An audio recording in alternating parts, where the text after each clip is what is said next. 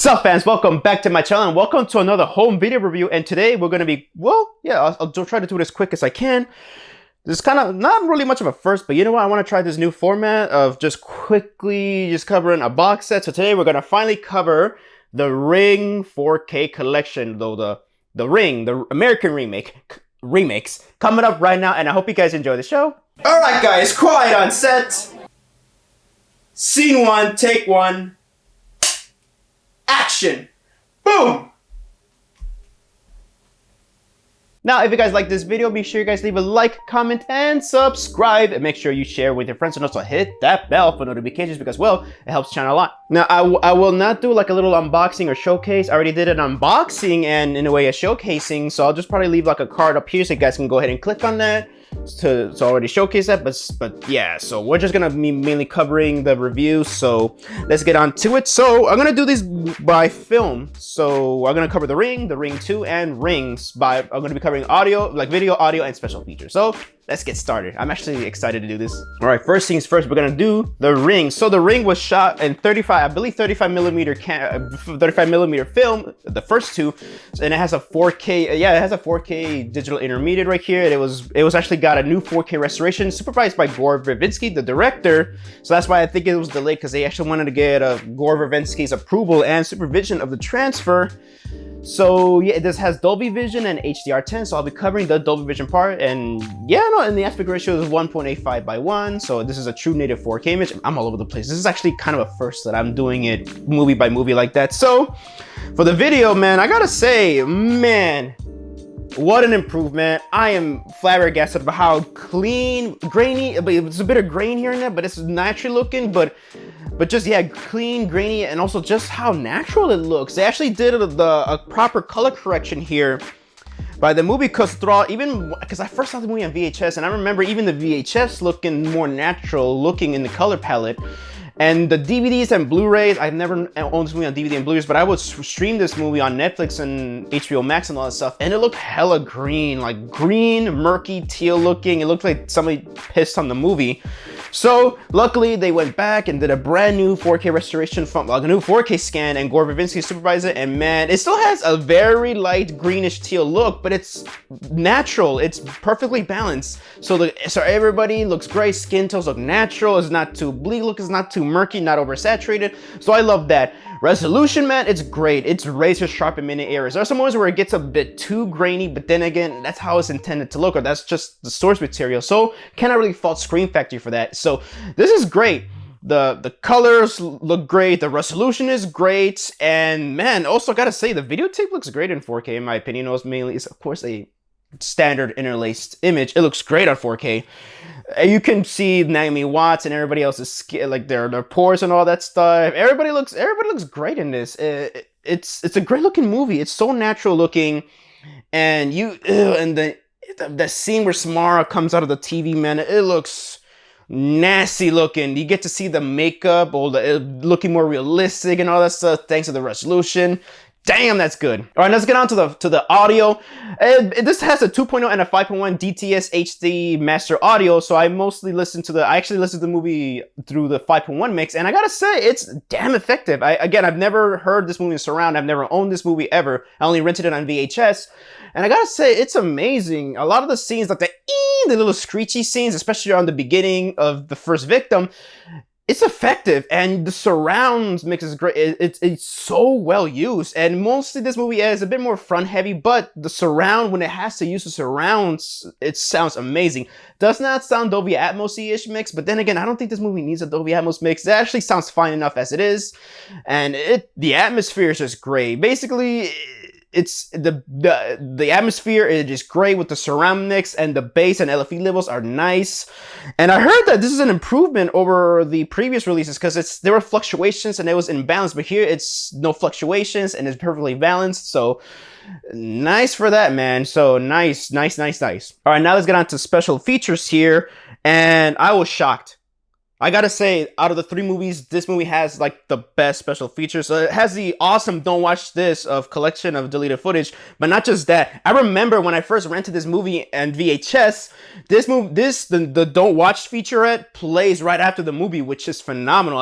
That's from my memory serve, and it is just cool. Has the trailers, the Ring, the short film Rings, The Origin of Terror, but it also has this new documentary, not featurette, a documentary, because I'm just like, just a little disappointed that there was just one new bonus feature, brand new bonus feature, but no, it is a brand new documentary.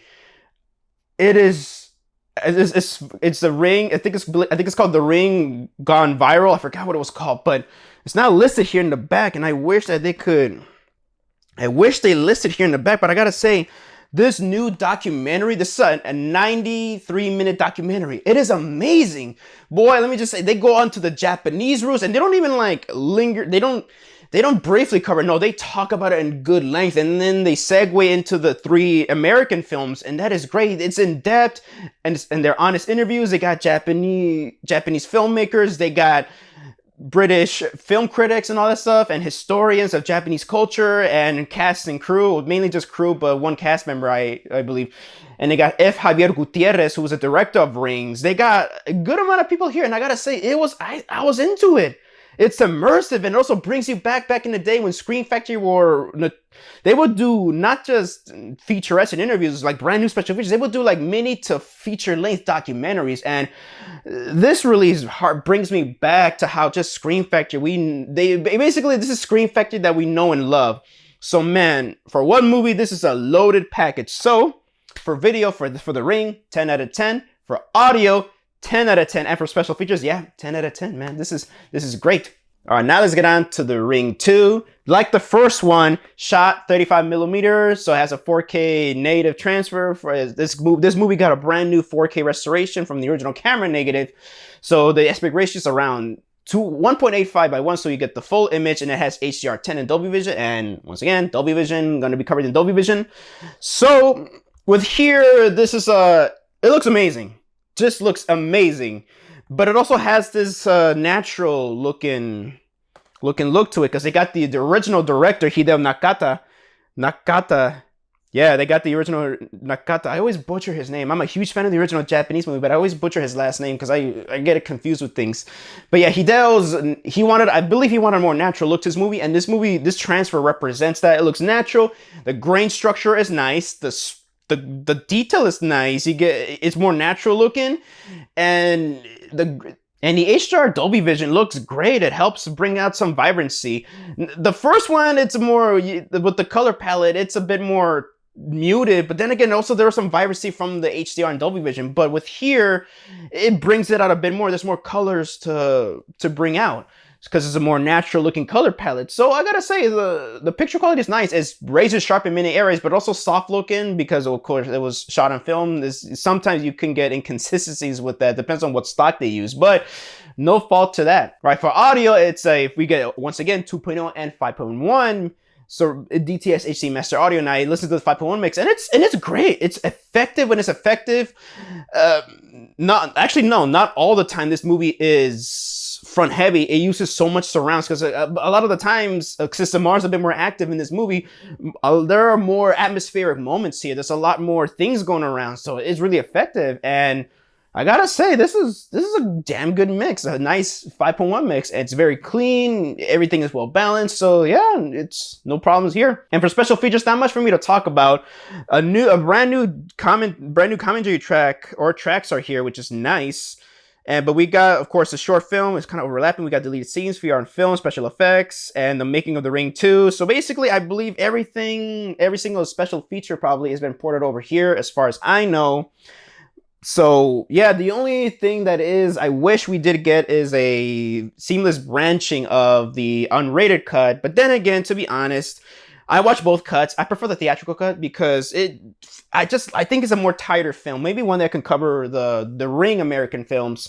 But yeah, I prefer the theatrical cut. So the theatrical cut is only on 4K. But you know what? I'm fine with that, honestly. I prefer it out of the two cuts. But I do like the unrated cut. So for video, 10 out of 10. Audio, 10 out of 10. And for special features, I'll give it an 8 out of 10. Nothing new in terms of video special features, but at least it does feature a brand new commentary track, which is really nice, and giving points for that.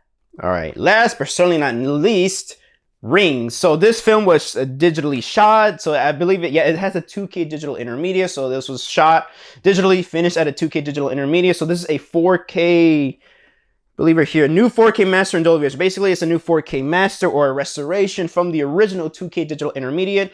And just like the first two, it has a 1.85 by 1 aspect ratio and has HDR10 in Dolby Vision. Again, Dolby Vision, I'll be covering that. So I gotta say, this movie, it is cleaner looking, but I think it does have a thin layer of grain or noise from the digital cameras, and it looks great. It's not as sharp looking as the first two, but it's nice. And the Dolby Vision, all the HDR and all that stuff, the colors do pop, man. Especially because there's a lot of murky scenes. A lot of the detail comes out of that, which is really nice. I don't know if it's a huge step up from the Blu-ray. Then again, I've never owned the Blu-ray, so yeah.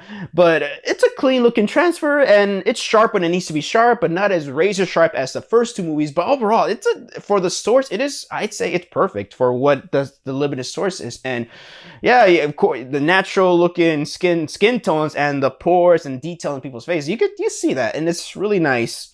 So overall, it's clean looking transfer. It's perfectly fine. I think it's the best this movie can look, so no fault to that. All right, for audio, I believe this has a 2.0, no 5.1, but it has a 7.1 DTS HD master audio track. And I gotta say, holy shit, it's immersive as fuck, man. I wish they could have done a Dolby Atmos mix for this, but then again, I'm pretty sure Paramount stepped in and said no. Knowing from what I've seen, that Paramount's been too hands-on with these boutique labels lately. But the surround mix, heavily active. There are, of course, moments where it's just mostly front heavy, but a lot of the time, I believe 80 to 90% of the time, holy shit, it is amazing. The graveyard scene, I would say even the finale and the opening scene, a lot. Like the rain scene, you feel the rain. Like all the rain scenes, you feel the rain just hitting you. This movie is a heavily active mix, and I like that. And it's perfect for a horror movie like this. Man, this is cool. The graveyard scene, in my opinion, is a huge standout for the audio mix and the video. Man, this is great. It's a nice active mix, and there are moments where I'm like, holy fuck, like it jumps. It makes me jump like in many areas from my rear speakers, and it's awesome. Special features, nothing new, but they're good. They're fine. Deleted extended scenes, including the alternate ending, which I'm glad they went with the theatrical ending, honestly. Terror comes for a circle, resurrecting the dead, bringing Samara back, scary scenes, and theatrical trailer. Yeah, these are nice special features, but I would say that they're more like fluff pieces a bit. They're not as in depth as you would want them to be. So I wish they could have added new special features. But then again, that documentary don't make up for anything new that you would want, because they actually bring back the actress that plays Samara in these two movies. So, and she is great, man. She is really good in her interviews. So, but other than that, yeah, nothing new. This is more of a straightforward studio release than a boutique level release. But you know what? That's fine. I think it's fine. I mean, what else is new to talk about? Or else maybe you just couldn't get anybody new to interview. But they did get the director for the documentary. But then again, if you want like a meaty new video special feature, the first one got you covered, man. That is just amazing. So yeah, disappointed that there are no like exclusive special features to Rings. At least the Ring 2 has got a commentary track, a brand new one, so that's something. For video, 10 out of 10.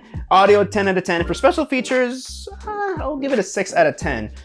Not a huge high rating, but you know what? It is what it is, and I don't think their special features are bad at all. They're just a bit, you know, they kind of feel like fluff pieces, like studio fluff pieces like that. Then again, these are made by Paramount, the studio. So yeah, overall, that is I'd say, not what do I?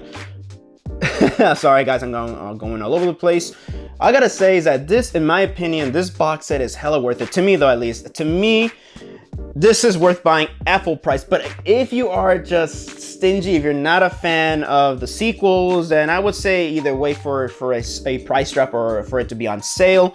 But I think that the brand new documentary alone it is worth the price of admission in my opinion. That was such a good documentary, and they don't get every cast and crew member to talk about things, but I say they got enough, and it's cool, especially when they talk about the Japanese roots. It's amazing. What's wrong with me?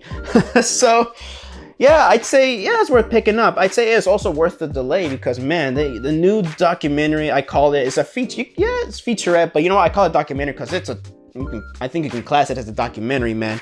So with that, I'd say this is definitely worth it. So that is my review for the Ring Collection 3-movie collection on 4K UHD Blu-ray from Scream Factory. Hope you guys enjoyed the video, and thank you guys so much for watching my video. So let me know down in the comment section down below. Have you guys purchased this box set? What you guys think of it? I would love to know. Please let me know down in the comment section down below. I would love to hear your opinions on it. So this is Javi from JAVIWOOD Productions signing off, and I hope you guys enjoyed the show.